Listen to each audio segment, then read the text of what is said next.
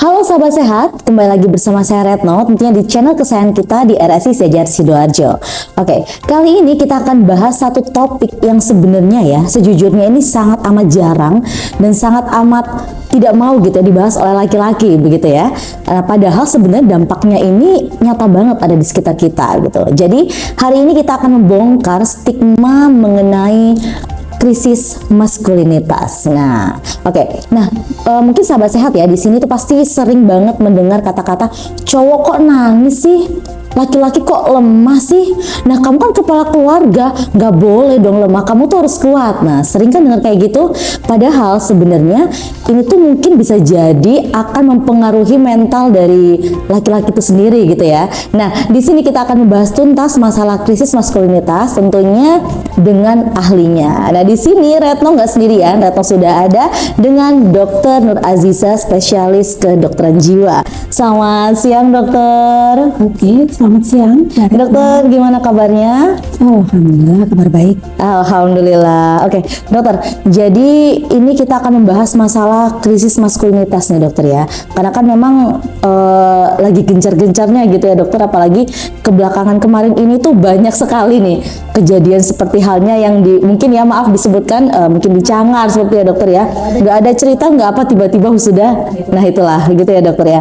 Nah mungkin ini Retno di sini juga ingin membahas masalah itu karena ini mungkin juga banyak dipertanyakan sebenarnya oleh sahabat sehat Siti Hajar ini dokter gitu. Oke dokter, langsung saja ini saya sambil ngintip-ngintip nggak apa ya dokter ya? Oke, silakan Mbak, silakan. Santai saja, santai. Oke dokter, jadi ini.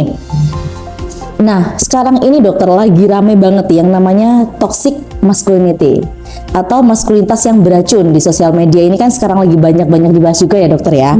Nah, banyak laki-laki itu yang mungkin merasa tersinggung. Masalahnya kayak, loh, apakah ini tuh hal yang toksik gitu kan? Mungkin sebenarnya itu bukan masalah dari sifat laki-lakinya gitu, tapi mungkin ini ada hal lain gitulah dokter ya. Nah sebenarnya kalau dari kacamata medis dan juga psikologi sendiri dokter ya, makna dari toxic masculinity sendiri. Nah itu apa sih dokter? Nah dan abis itu kenapa sih bisa memicu untuk krisis mental sendiri gitu dok? Oke, baik. Terima kasih ya Mbak Retno bahwa sudah mengangkat topik ini gitu kan ya. Jadi di ruang periksa psikiatri kondisi ini mulai bertambah ya, kasus ini mulai bertambah dan memang perlu penanganan gitu ya. Seperti tadi yang disampaikan, apakah toxic masculinity itu berarti maskulinitasnya itu toxic gitu kan ya. Nah itu ada miskonsepsi yang perlu kita luruskan gitu ya. Oke, dokter. Jadi yang kita ketahui bahwa toxic masculinity itu bukan berarti seorang lelaki atau yang memiliki sifat maskulin itu salah atau toksik. Bukan seperti itu. Oke. Ya. Namun ini adalah sebuah istilah yang mengacu pada norma sosial, kemudian sebuah konstruksi budaya yang mengharuskan seseorang laki-laki itu masuk di dalam struktur atau tatanan yang sudah baku. Oke. Misalnya adalah seorang laki-laki itu harus kuat. Jadi dia tidak boleh mengekspresikan itu dalam kesedihan. Apalagi nangis ya, namun nggak boleh gitu kan ya. Terus kemudian juga ada istilah bahwa kalau misalnya seseorang laki-laki itu meminta bantuan, itu menunjukkan bahwa dia adalah seorang yang lemah. Oke, dokter. Ya, padahal seorang laki-laki gitu ya, yang berada, yang wajib dia berada di dalam kotak itu tersebut gitu kan ya. Jadi sebenarnya dia adalah tidak sesuai. Maksudnya adalah dia tidak memiliki ruang untuk berkembang, untuk bisa menjadi seorang individu yang tumbuh dengan baik. Akibatnya adalah kalau misalnya ada stresor ya, ada tekanan hidup yang sangat luar biasa. Misalnya contohnya adalah krisis finansial, masalah pekerjaan, ataupun masalah keluarga, maka akan muncullah itu istilah krisis maskulinitas. Yaitu di mana seorang laki-laki dia akan mempersepsikan bahwa dia adalah seseorang yang salah, dia seseorang yang kalah, dia seseorang yang tidak sesuai kondisinya dengan lingkungan sekitar. Oke dokter, berarti kalau misalnya seperti itu sebenarnya yang salah ini budayanya ya dok? Karena budaya sekitar itu yang mengharuskan bahwa laki-laki itu harus kuat, laki-laki itu nggak boleh cerita, laki-laki itu nggak boleh nangis, sehingga ya akhirnya membentuk bahwa ya laki-laki itu yang memang harus kuat atau seperti ini, jadi mereka ini nggak boleh nangis gitu ya dok? Ya, jadi memang benar sekali ya Mbak. Ada stigma yang double gitu ya, ada stigma gitu ya. Ada laki-laki, di mana masyarakat kita mengakui bahwa seorang laki-laki itu dia adalah sebagai penyedia, provider, atau dia adalah sebagai protektor, ya, pelindung. Sehingga apabila ada seorang laki-laki itu yang merasa bahwa ternyata nih jiwaku ada masalah nih, gitu kan ya, aku perlu profesional nih, gitu kan ya, tapi dalam internal dirinya sendiri ada rasa bersalah yang luar biasa. Kenapa? Karena dia beranggapan itu tadi, dia adalah orang yang tidak sesuai, dia adalah orang yang tidak berkompeten. Jadi merasa hidupnya itu hancur. Dan itu banyak sekali yang datang ke tempat kami, mereka datang sendirian, tanpa keluarga, tanpa teman, begitu. Karena apa? Karena asumsi itu tadi, persepsi mereka bahwa kalau misalnya meminta bantuan pada profesional, berarti itu menunjukkan bahwa dirinya adalah orang yang jatuh, dirinya adalah menjatuhkan harga dirinya, karena martabat dirinya itu sudah runtuh. Padahal kita ketahui jika seseorang itu meminta bantuan profesional, itu adalah sesuatu keberanian yang luar biasa. Justru malah kebalikannya dok ya, kalau misal memang sekiranya memang ada masalah atau mungkin ada hal yang ada dalam diri sendiri gitu ya dok, mungkin ada masalah dalam diri sendiri, lebih ceritakan aja gitu loh, nggak perlu dipendem gitu ya dok. Karena sebenarnya laki juga butuh bercerita kan dok, ya kan mereka juga berhak untuk hal itu kan dok. Iya, tapi karena mungkin stigma masyarakat tadi yang akhirnya ngebuat mereka akhirnya malu untuk melakukan hal itu. Bahkan tadi dokter juga menceritakan kalau misal mereka itu kebanyakan kedatang ke sana itu sendiri ya dok, datang ke dokter itu sendiri karena tadi ya mungkin mereka takut ada stigma yang aneh mungkin ya dari masyarakat begitu ya. Padahal sebenarnya nggak seperti itu kan dok? Enggak ya dok ya. Seperti itu ya, memang karena kita kan memang tahu ya, bahwa laki-laki dan perempuan itu sebenarnya sama. Semua punya kapasitas yang sama, semua punya emosi yang sama, begitu kan ya. Hingga bagaimana cara mengelolanya, begitu. Nah, dokter, nyambung ke pertanyaan sebelumnya tadi ya dokter ya. Nah, ini kan kalau misal laki-laki itu kan dia itu cenderung nggak mau cerita nih dok. Mereka cenderung untuk menyembunyikan masalahnya gitu ya. Mereka cenderung untuk udahlah ini masalahku, orang lain nggak usah tahu gitu ya dokter ya. Nah, padahal sebenarnya kan laki juga perlu untuk bercerita gitu kan. Nah, gini nih dok, kalau misalnya laki ini nggak mau bercerita, gimana sih kita ini sebagai perempuan, sebagai perempuan sebagai perempuan bisa tahu gitu loh, kalau misal ternyata mungkin ya suami kita yang punya suami, karena saya belum ada dokter kebetulan, terus mungkin ayah kita atau mungkin teman kita, itu sebenarnya mereka ini sedang dalam keadaan tidak baik-baik saja atau dalam keadaan depresi. Padahal mereka ini mereka ini nggak pernah mau cerita nih dok. Nah, gimana caranya kita biar tahu nih dok, gitu ya. Soalnya kan kalau misal mungkin kalau perempuan itu kan mereka lebih mau mengungkapkan, mereka lebih mau bercerita, curcol atau curhat gitu ya dok.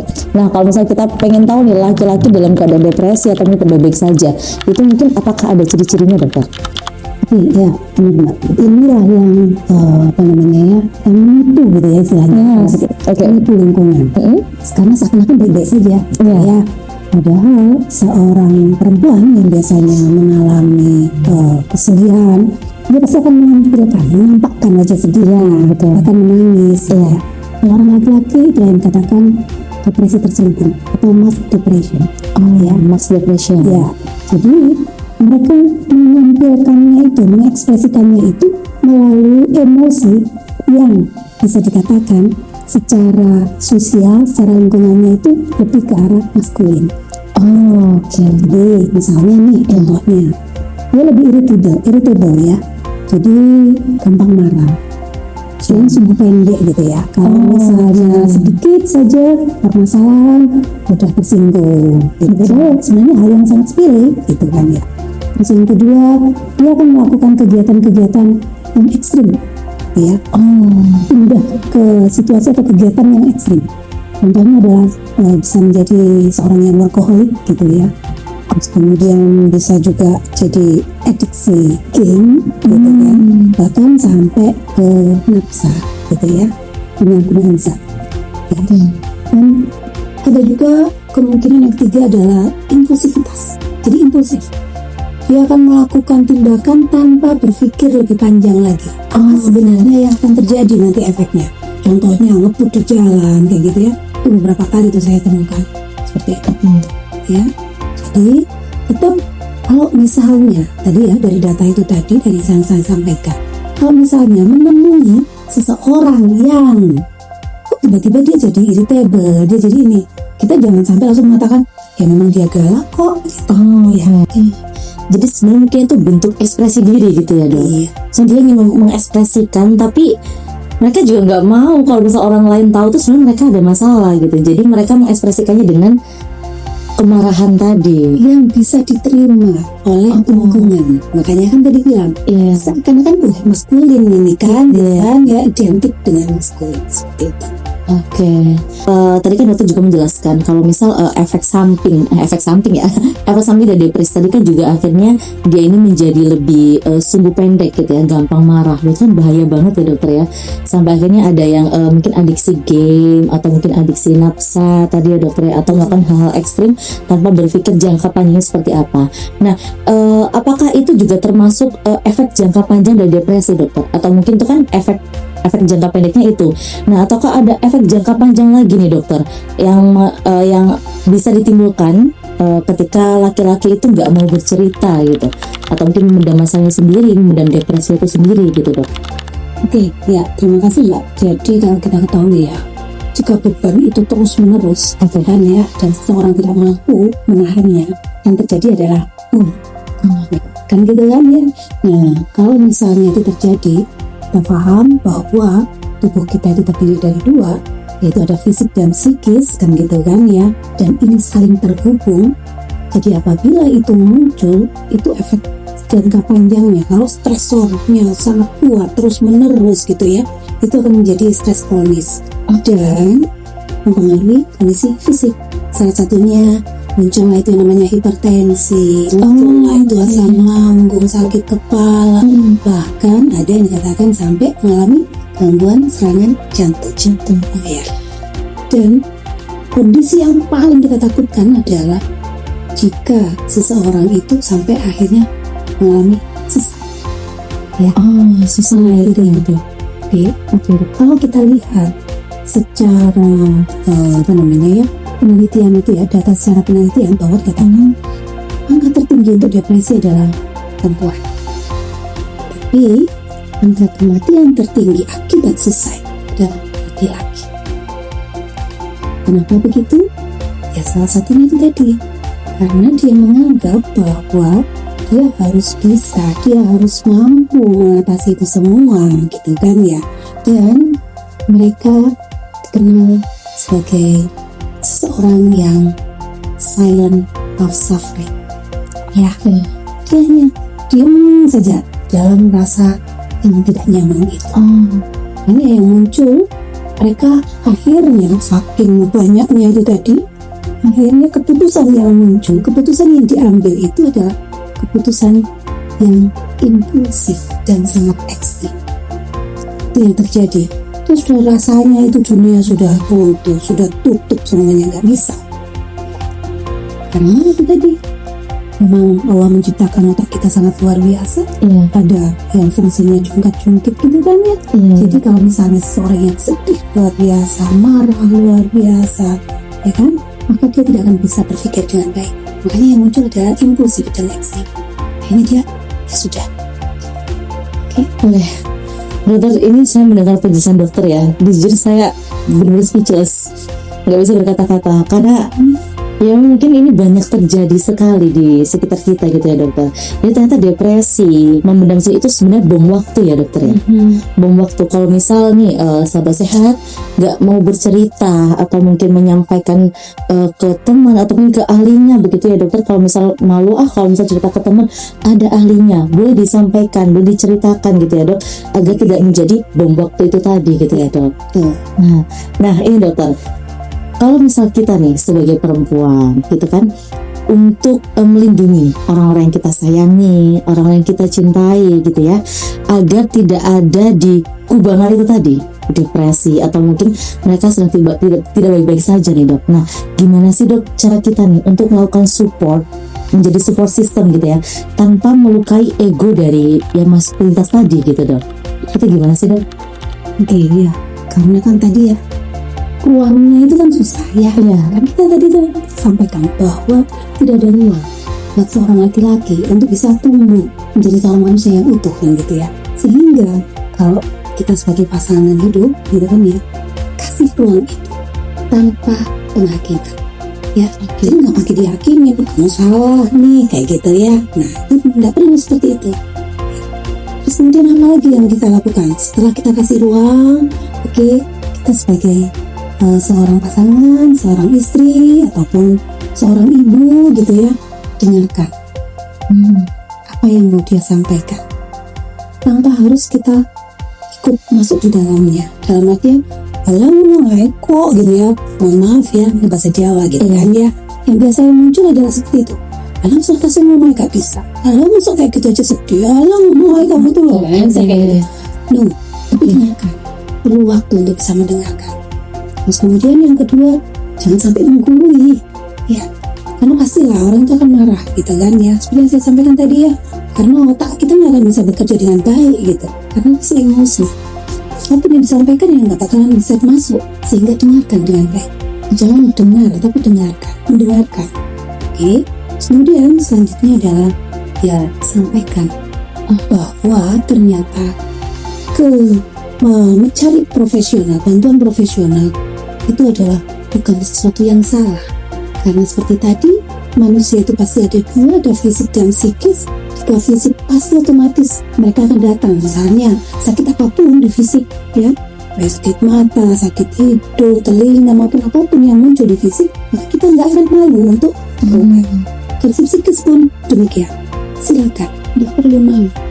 Bahkan kita sampaikan, kalau misalnya dia datang ke profesional, bukan berarti dia gagal menjadi seorang laki-laki, tetapi dengan datang ke profesional itu menunjukkan bahwa dia aware, bahwa dia yakin bahwa dia perlu untuk masa depan keluarganya, bagaimana untuk selanjutnya.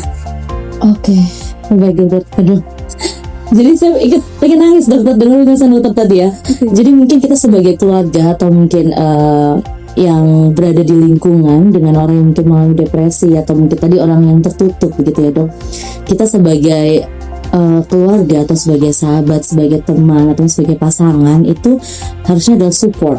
Jadi bukan menghakimi, bukan judging gitu ya dok. Kalau misalnya mereka mau bercerita ya sudah dengarkan gitu ya dokter ya. Jangan sampai ada istilah gitu aja kok nggak bisa, gitu aja kok lemah gitu ya dok. Oke, nah itu tadi sahabat sehat ya.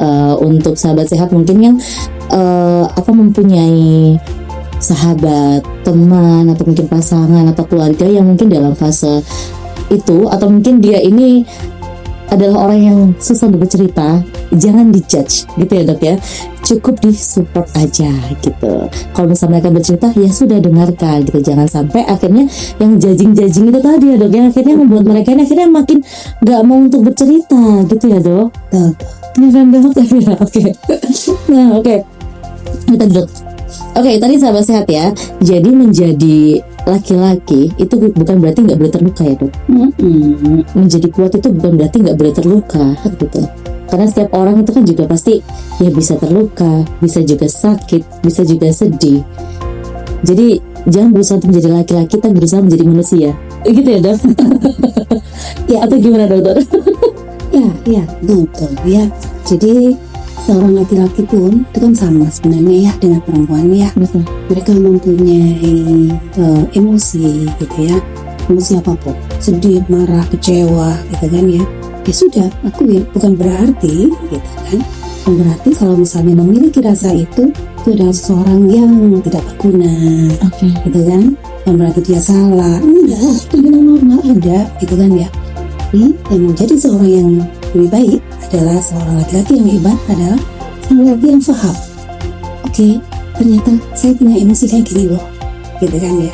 Setelah paham apa yang harus dilakukan, oke, bagaimana saya kelola diri saya.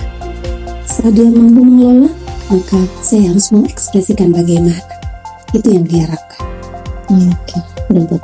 Oke dokter, ini penjelasan sangat amat luar biasa sekali dok. Oke dokter, mungkin ada satu pesan gitu ya dokter, ada satu pesan untuk sahabat sehat, mungkin ya untuk laki-laki dan juga untuk perempuan juga dokter ya, untuk menghadapi masalah krisis maskulinitas ini gitu dokter.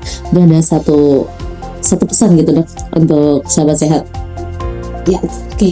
Terima kasih bahwa mungkin banyak di sekitar kita gitu kan ya, laki-laki yang berusaha untuk bisa memahami ya.